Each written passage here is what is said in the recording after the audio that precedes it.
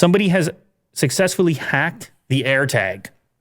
Oh, a matter of time that this was going to happen. And the implications are huge because these are so portable, so hideable, covert. What this guy did is very basic at this point, but it opens up all kinds. It opens up a Pandora's box. Yeah. I apologize for that. Is he going to share what his, of his course. findings? Don't you know anything about hacking, Will? you need to be able to say, look, this is what I did. It's for the community. Oh. Yeah. Anyway, busted a couple AirTags along the way, but effectively got to the point of showcasing a demo in which the NFC on the iPhone, when he taps on a typical AirTag, of course, that brings up Apple's URL. Right. And the one that he has hacked brings up whatever URL he likes, including stacksmashing.net, which is, I guess, his thing.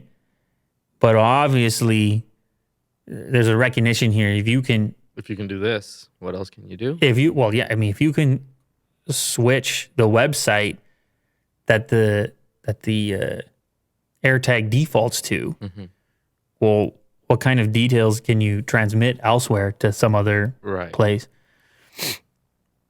It's very early stuff, but they already had the heat going with the stalking thing that we mentioned and the battery thing in Australia. And now they got to deal with how hackers are going to use these devices.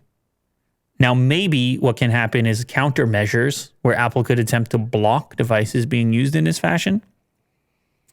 But yes, this could present opportunities for bad actors to modify the AirTag software for the purposes of phishing and more. Right? If you had maybe an AirTag near a phone, sharing information over Bluetooth. Right.